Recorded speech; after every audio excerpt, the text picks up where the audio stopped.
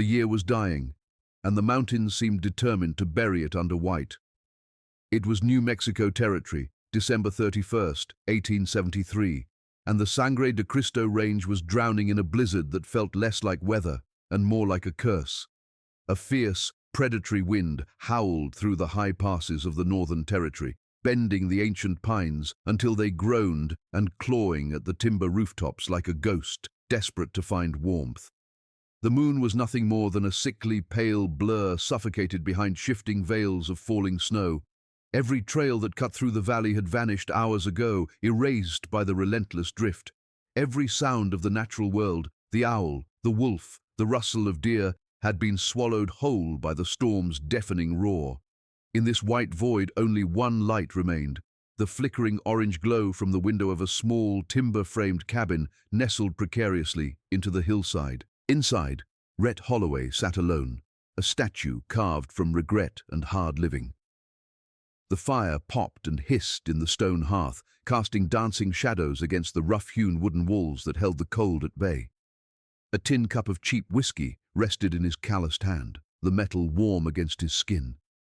He stared into the flames with the intensity of a man waiting for a judgment that never came, as if the fire might finally answer for the years he had spent trying to forget the things he had done and the things he had lost. It was another New Year's Eve, another bitter end to a chapter he hadn't wanted to read. He raised the cup in a silent, sarcastic toast to the empty room, to the ghosts in the corners, and to the silence. And then, cutting through the wind, came 3 sharp knocks. Rhett froze, the cup halfway to his lips. He lowered it slowly, his eyes narrowing as he turned toward the heavy oak door. No one rode in this weather, not unless they were dying or hunting. The knocks came again, harder this time, desperate and frantic, the kind of sound that had no patience left for caution. Rhett stood slowly, setting the tin down on the table with a deliberate clatter. His boots scraped heavily against the wood floor as he moved. The wind outside moaned louder, a high-pitched keen that sounded like a woman screaming. He stepped to the door, his fingers instinctively brushing past the stock of the Winchester rifle mounted on the wall above the frame. Old habits died hard. He unlatched the heavy iron bolt and pulled the door open, bracing his shoulder against the sudden violent gust of snow and wind. There, framed by the swirling vortex of snow and the faint moonlight, stood a woman. Her cloak was soaked through, heavy with ice, and her face was pale beneath a frayed, shapeless bonnet. Snow clung to her lashes and hair like frost on a dying autumn leaf. But it was what she carried that stopped Rhett's heart, cold in his chest. In her arms, a small child burned red with fever, limp and shivering against her breast. 2 others, a boy and a girl no older than 6 or 7, clung to her tattered skirts, their eyes wide with a terror that had nothing to do with the storm. She looked up at him with cracked, bleeding lips, and her voice was so low it was nearly torn away by the gale. "I have nowhere else to go." Rhett's breath caught in his throat. It was Eliza May Cutter. He had not seen her in almost 7 years. She looked older now, worn down by the frontier, thinner than he remembered, but her eyes were the same, fierce, intelligent, full of things unsaid. She had been the wife of his closest friend, the ghost that haunted his sleepless nights, the woman he had loved in a silence so loud it had driven him into isolation. He said nothing at first. His jaw tightened until it ached, his heart hammering a frantic rhythm beneath the stillness of his chest. The fire crackled behind him, and the cold bit aggressively at his bare forearms, but he didn't feel it. The child in her arms whimpered, a thin, sick sound that pierced the roar of the wind. The snow was gathering fast on the children's shivering shoulders. Rhett moved then, snapping out of his trance. Without a single word, he stepped forward into the biting cold and reached for the baby. His hands, once quick to draw iron and deal death, now trembled slightly as he took the feverish bundle from her exhausting grip. The child coughed against his chest, a dry, rattling sound, heat radiating through the threadbare blanket like a furnace. He looked at Eliza again, his eyes hard and unreadable, masking the torrent of emotion flooding his gut. Then he stepped aside, blocking the wind with his body. "Come in," he commanded, his voice rough from disuse. She hesitated, just a breath, her eyes searching his face for rejection, then gathered the 2 older children by their frozen hands and stepped into the cabin. The door closed behind her with a final, heavy, muffled thud, sealing out the storm. Inside, the warmth hit them like a physical wave. Rhett knelt immediately by the fire, laying the sick child gently onto a folded quilt he pulled from the back of the sofa. He added seasoned wood to the flames, stoking them higher, never glancing up as Eliza ushered the other two to sit on the thick rug near the hearth. The boy stared into the roaring fire like he had never seen one before, mesmerized by the heat. The girl clutched a ragged doll missing half its face, burying her nose in its scent. Eliza's voice cracked as she crouched beside Rhett, her hands hovering over the sick child. "His name is Thomas. He has been sick for 2 days. I thought we could make it to Socorro, but the wagon wheel broke 3 miles back on the ridge." Rhett nodded slowly, his eyes fixed on the child's flushed face. He placed a hand on the boy's forehead. It was dangerously hot. "You should have come sooner," he said, the words slipping out sharper than he intended. Her laugh was bitter and soft, a sound of exhausted defeat. "I should have done a lot of things," she whispered. The wind screamed outside, rattling the window pane.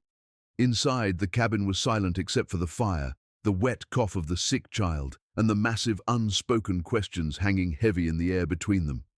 Why now? Why her? Why him? But Rhett asked none of it. Instead, he stood, walked to the back of the cabin, and returned with a heavy wool blanket and a tin basin of water. "Let us get him warm first," he said, crouching again. "Then you can tell me what happened." Eliza blinked fast, fighting back tears, and for a moment he thought she might break right there on the floor, but she didn't. She only nodded, biting her lip. Outside, the new year crept closer with every falling flake, burying the world in silence. Inside, something old had stirred again. The cabin had grown quiet save for the low, steady crackle of the fire. Rhett knelt beside the smallest child, Thomas, who now lay bundled near the hearth. He dipped a cloth into the cool water and pressed it gently to the boy's forehead. The fever had not broken, but the violent trembling had eased slightly with the warmth of the room. The color in his cheeks had softened, shifting from a dangerous, angry red to a pale pink. Rhett shifted the cloth, careful and precise. His movements had always been sure, even back when his hands had been more familiar with gunmetal than linen. Eliza watched him from a distance, her arms wrapped tightly around her knees, still shaking slightly from the bone-deep cold. Her clothes were drying by the fire, steam rising from the hem of her dress, but her skin was blotched red and raw from the windburn. She didn't speak. She didn't have to. The history between them filled the silence louder than words ever could. After a moment, Rhett stood and walked to a small wooden cedar chest beside his narrow bed. He opened it slowly, the hinges groaning, hesitating for the briefest of moments as the scent of lavender and old memories drifted up. Inside lay a neatly folded dress, simple, made of faded green wool with a delicate white lace collar that had yellowed with time. He lifted it gently, handling it as if he were disturbing a sacred memory. He walked it back to her without a word. She took it with both hands, her eyes lowering as she recognized the garment. "This was hers," she said softly, her voice trembling. Rhett nodded, looking away toward the fire. "My mother wore it every Christmas. She would have wanted you to be warm." Eliza's lips parted to speak, but she said nothing, only clutched the dress tighter to her chest, as though it were a lifeline in a drowning sea. She stepped into the back room with the girls, while Rhett returned to tend to the fire. A few minutes passed, the only sound the shifting of logs, and then the door creaked open. She emerged again, her hair still damp but combed back, her eyes clearer now. The dress fit well enough, a little loose at the shoulders where she had lost weight, but it transformed her. Rhett handed her a tin bowl of warm cornmeal porridge he had prepared while she changed. "Eat," he said, his tone leaving no room for argument. "It's not much, but it'll help." They sat side by side on the rug, bowls in hand, backs to the fire. The children were already curled together, fast asleep under patchwork quilts. The boy, despite his fever, had stopped whimpering. A soft breath escaped his lips, his tiny chest rising and falling with a steady rhythm that gave Rhett a flicker of hope. For a long while they said nothing, the only sound the clinking of spoons against tin. Then quietly Eliza broke the silence. "Do you ever think about it?" Rhett didn't look at her. He stared into the dark, swirling depths of his porridge. "About what?" She stirred her food idly, her voice dropping low. Back then, before the war, before Sam. Rhett's jaw tensed, a muscle feathering in his cheek. I try not to, he lied. She gave a half laugh, hollow and full of hurt. I used to think I imagined it. The way you looked at me, the way you never said a word. He set his bowl down on the floor, the appetite gone. You belonged to him, Eliza. Did I have a right to speak? She looked over at him then, her eyes glistening with things long buried under years of hardship. I remember the day Sam told me he was going to propose. He said he felt lucky, like he'd beaten you to something. Rhett's throat tightened, a lump forming that he couldn't swallow. He turned away from her, unable to bear the look in her eyes, and reached toward the shelf above the hearth. He pulled down a small cloth bundle and unfolded it slowly. Inside was a handkerchief, yellowed with age, soft with use. The embroidered initials were faint now, M.H. Margaret Holloway, his mother. He handed it to her. She looked at it, confused for a moment, until she saw the initials.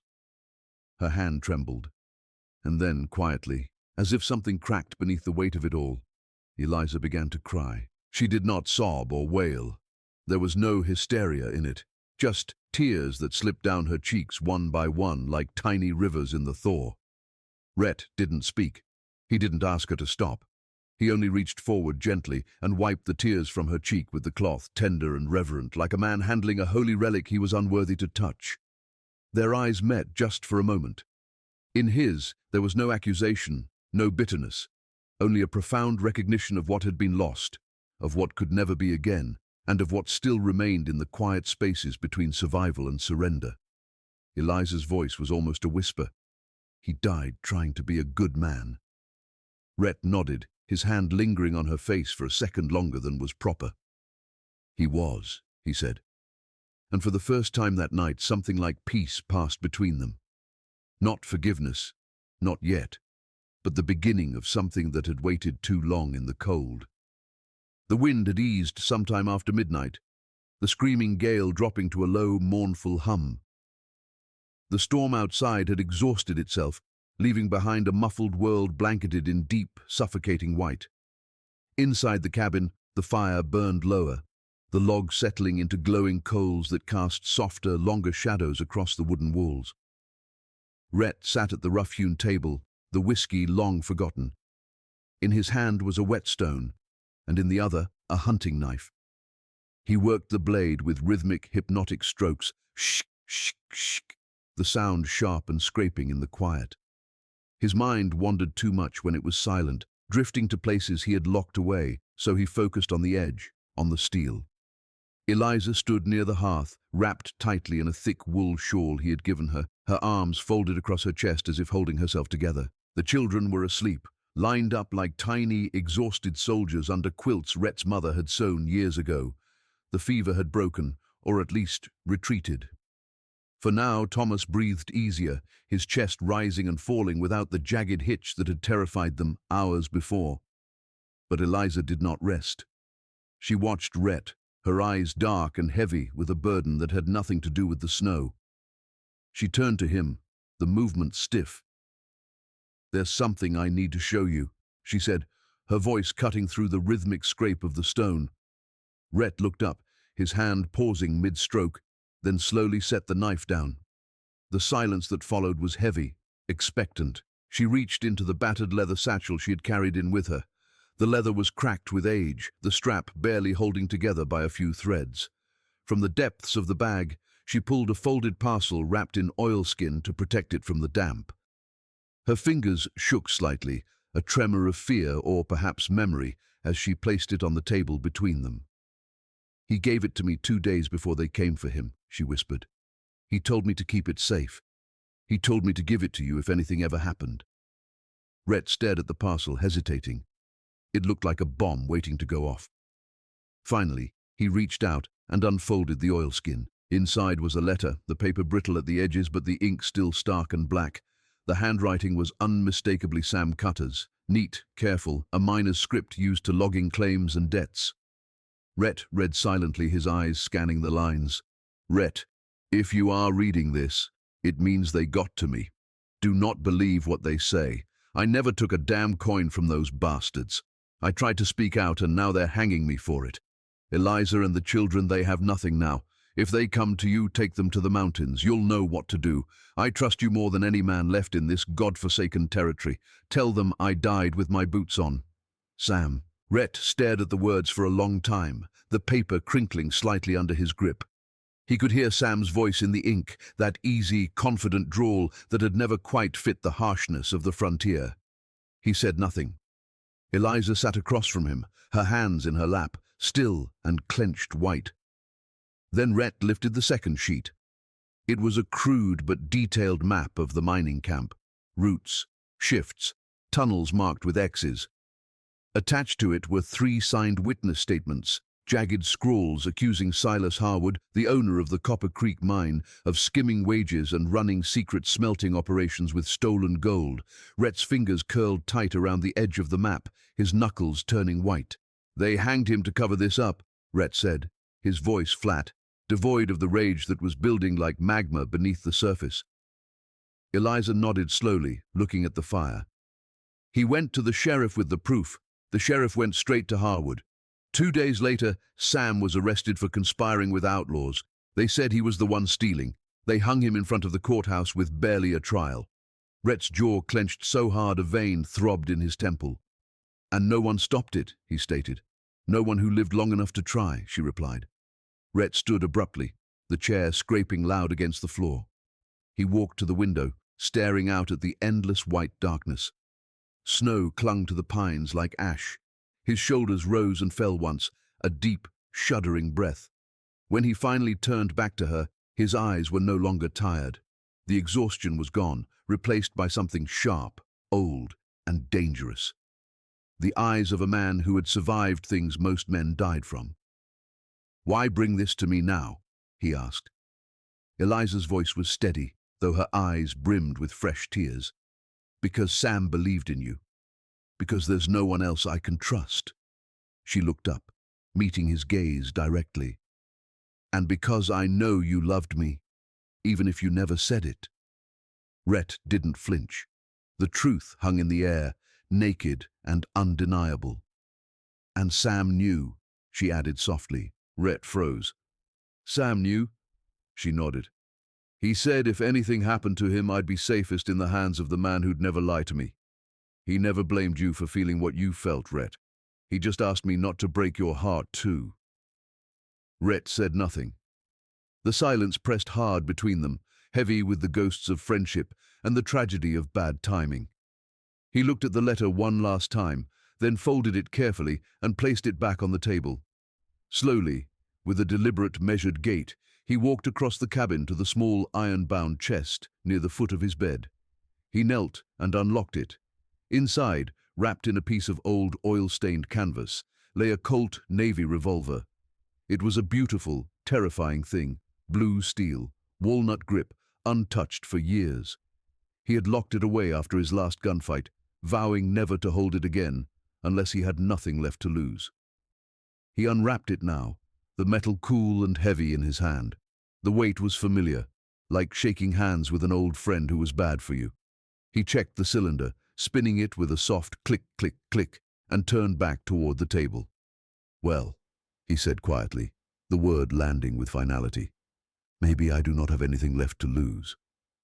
Eliza watched him, her breath shallow in her chest. Rhett loaded one bullet, then another, the brass shells sliding into the chambers with a deadly grace. Each one echoed like a sentence passed by a judge. He strapped the leather holster around his waist, adjusting it with a practiced ease that sent a chill down her spine. The firelight glinted off the long barrel as he slid the revolver into place. He looked at her one last time, his face set in stone. "If they come for you, Eliza, they will not find a woman and 3 children," he said, his voice low and vibrating with a promise of violence. "They will find me." She said nothing, but her eyes shimmered in the firelight. The silence in the cabin was no longer peace. It was the beginning of a war. Morning arrived not with a burst of glory, but as a shy, grey guest. The sun remained hidden behind clouds still thick with the promise of more snow, allowing only a muted, diffused light to slip through the frost-rimmed window panes. It painted the cabin in soft greys and golds. The fire in the hearth had burned low again, and Rhett was crouched in front of it, showing Caleb, the older boy, how to stack kindling. "Dry pine," Rhett said softly, holding up a small stick. "Snaps easy, burns hot. You don't just throw it on, you build it." Caleb nodded, his eyes wide with curiosity. He had not spoken much since arriving, terror having stolen his voice, but now he mimicked Rhett's movements, placing the wood in a careful, precarious pyramid. When the flame caught and leapt to life, the boy looked up, and for the first time he smiled, a shy, missing-tooth grin that made Rhett's heart twist. Beside them, the girls giggled quietly under the quilts, sharing a piece of cornbread Eliza had managed to warm on a flat stone. The youngest, Thomas, stirred from sleep with a soft, steady breath. No fever, no whimpering, just the peace of warmth. Eliza sat by the fire watching Rhett with the boy. Something about the scene pulled her back in time to a world that could have been, a life she had forfeited. Her eyes lingered on Rhett's hands, the way they moved with care, without hesitation. They were not rough like a hired gun's, nor idle like a drifter's. He had always been this way, quiet, steady, present. Even when he said nothing, he never truly left the room.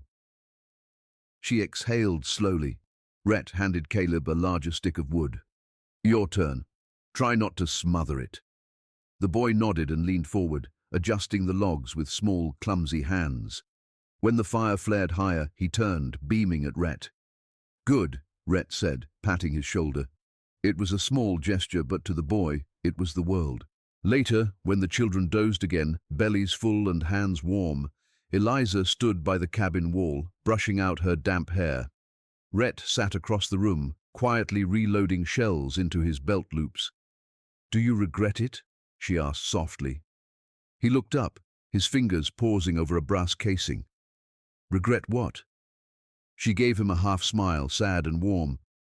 "Not telling me how you felt back then." He looked down at the table, eyes fixed on the grain of the wood. "Would it have mattered? I do not know." She took a breath.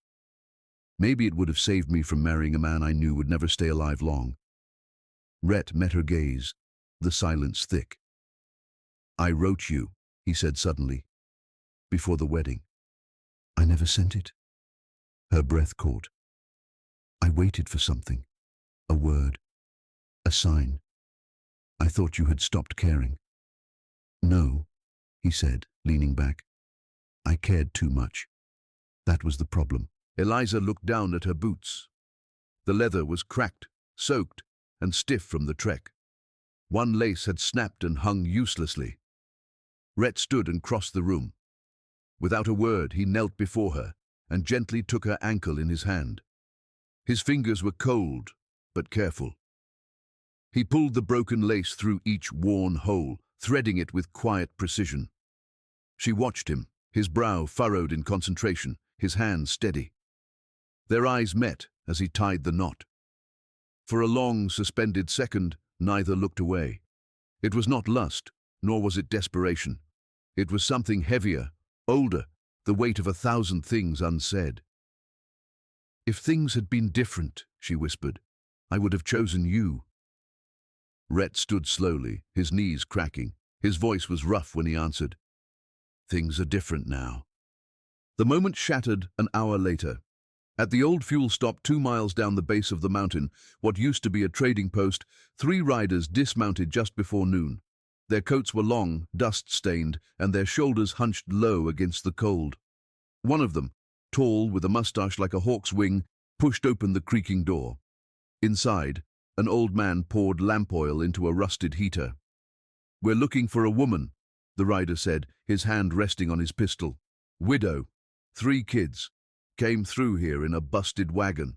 The old man looked up without blinking. "Ain't seen no one like that." The third rider stepped forward, a scar cutting across his cheek like a slash of white paint. "You sure? Be a real shame if this place caught fire tonight." The old man didn't flinch, but when the 3 rode off to check the trails, he limped out the back, lit a small fire with damp pine needles, and let the thick black smoke rise into the sky, a signal known only to one man still watching the mountain. High in the hills, Rhett saw it as he was chopping wood. A narrow, unnatural column of black smoke curling where it had no business curling. 3 puffs, short-spaced. He dropped the axe immediately. Inside the cabin, Eliza was feeding Thomas. Rhett stepped in with urgency, the calm domesticity vanishing instantly. "Pack what you can. 10 minutes." She looked up, eyes narrowing in fear. "What is it?" "They're here." She said nothing, only gathered the children and started rolling blankets. Rhett moved like a man returning to old instincts, checking his saddle, tightening the straps on his rifle, loading rounds into the revolver.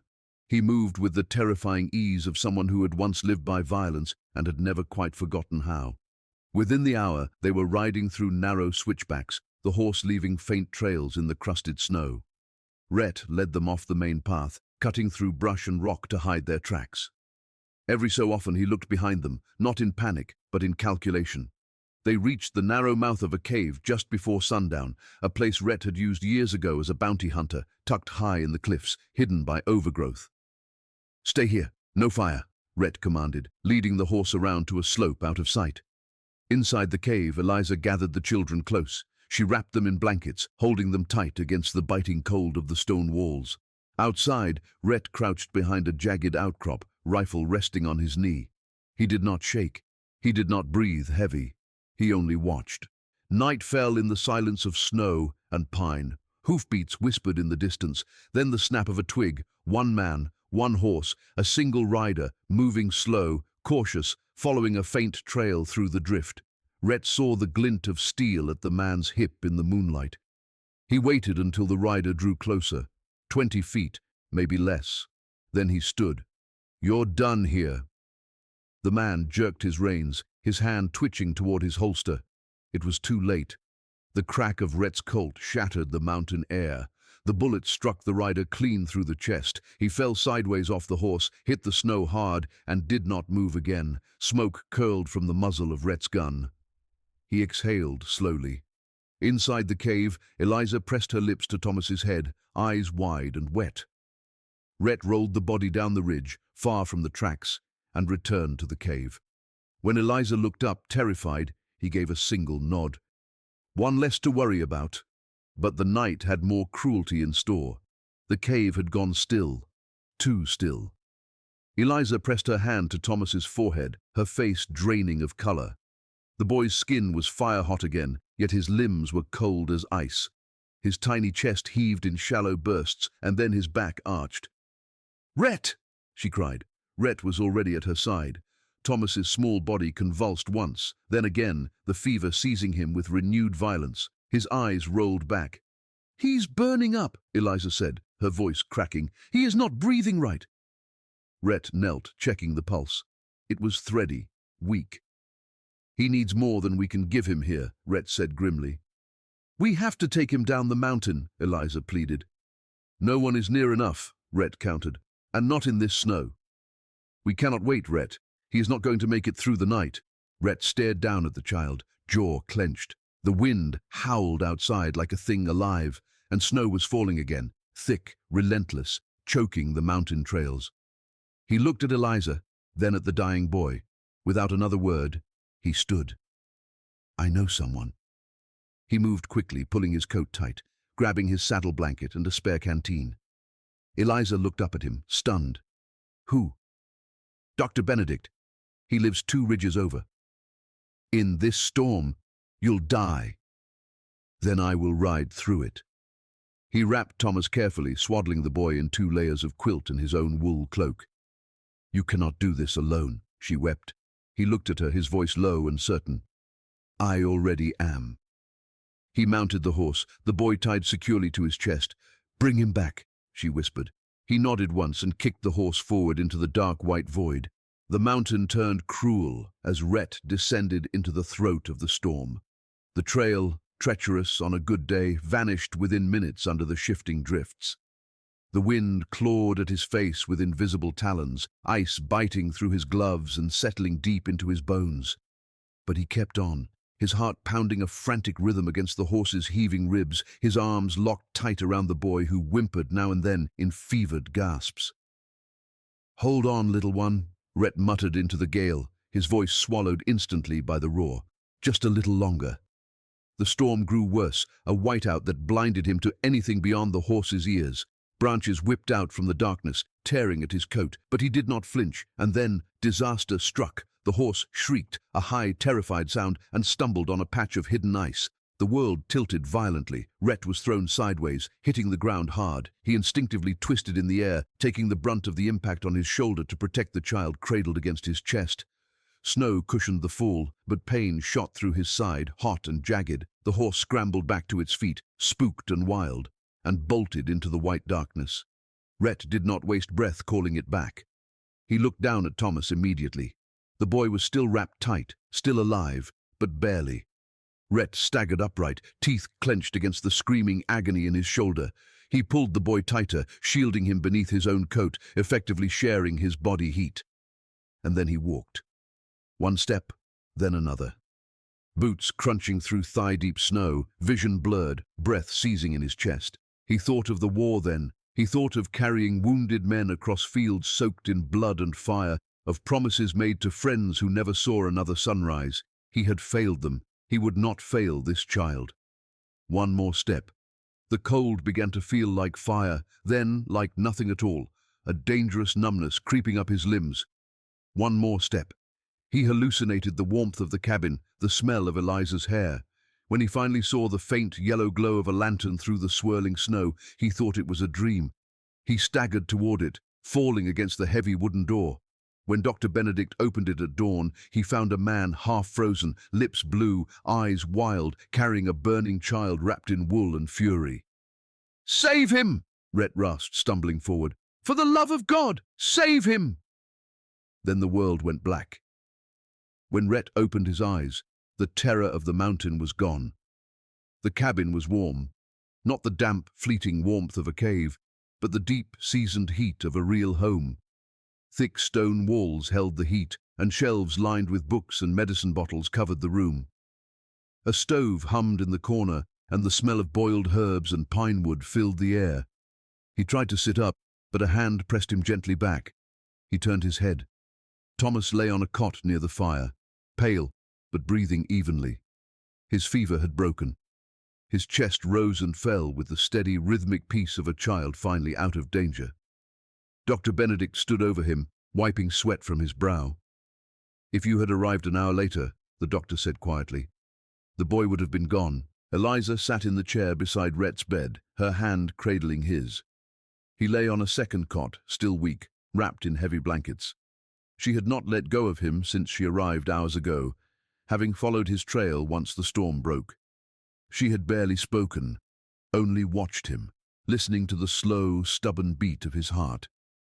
The other children huddled nearby on a rug, whispering softly as they played with carved wooden animals the doctor had given them. Caleb sat closest to Rhett, eyes fixed on the man who had braved the storm to save their brother. When Rhett stirred, it was with a groan, hoarse and rough in his throat. Eliza leaned over him immediately. "You're safe," she said, brushing his hair back. "You made it." His voice came in a rasp. "The boy? He's alive. You saved him." She could not hold back the tears this time. They came quietly, without shaking, just soft lines down her cheeks as she leaned closer and pressed her forehead to his hand. "I thought I lost you," she whispered. Rhett closed his eyes again. But this time it was not from exhaustion, it was relief. The children crept closer, and one by one they came to him. Caleb laid a hand on Rhett's arm, small and unsure. The younger girl climbed beside him on the bed without a word, curling up like she had done it 100 times before. Eliza watched, her heart full. Dr. Benedict stepped to her side, folding his arms as he looked over the quiet reunion. "What do you think this is?" he asked softly. Eliza looked at Rhett, pale, worn but alive, surrounded by children not his own. Then she looked at the doctor and smiled. A second chance. The dawn came slow and soft the next morning, bleeding gold into the snow-covered valley. The storm had passed, and with it the hush of survival gave way to the quiet sounds of life. Smoke curled gently from the chimney of Dr. Benedict's lodge. The snow had begun to melt, dripping from the eaves. Inside, Rhett stood near the window, staring out at the clearing sky. His face was sharper now, the color returned to his cheeks, though his body still ached. Behind him, footsteps padded softly across the floor. Eliza entered the room wearing a simple, faded brown dress. It hung gracefully against her frame, the lace collar slightly frayed with age. Rhett turned at the sound of her movement and paused when he saw it. He recognized the dress immediately. It had belonged to his mother. For a moment, words failed him. Eliza smiled softly, running her fingers down the fabric. She would have wanted someone to wear it again, she said. And you kept it all this time. He nodded once, his throat tight. I keep what matters. She stepped closer.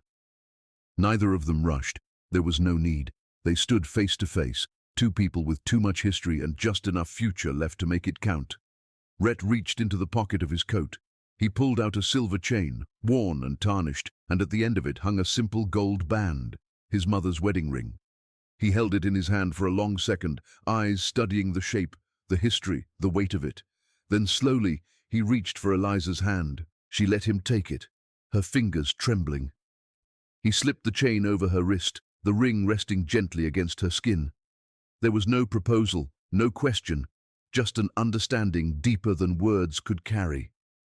Eliza blinked fast, breath catching. I do not know if you can ever forgive me, she whispered. Rhett's voice was steady and low. We do not live in the past, Eliza.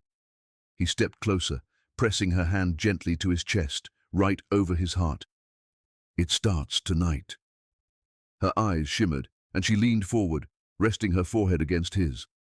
The silence between them held nothing but truth. Later that morning, the sky clear and bright, Rhett stepped out into the yard with the three children. He wore his coat, a soft scarf around his neck, and a new steadiness in his walk. Caleb ran ahead, boots crunching against the slush. The girls followed, one holding Rhett's hand, the other skipping just behind. At the edge of the yard stood the small horse barn, doors cracked open to let the light in. The air smelled of hay and saddle leather. Rhett paused, looking over his shoulder toward the house. Eliza stood at the doorway watching him, not with worry, not with fear, but with something that looked a lot like hope.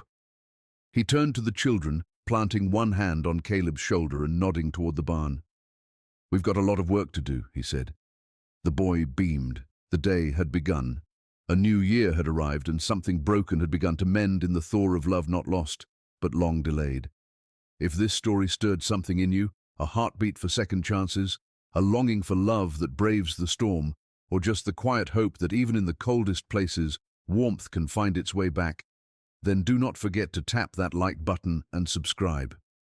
Here, every tale is carved from the dust and danger of the American frontier, but always lit by the fire of the human heart.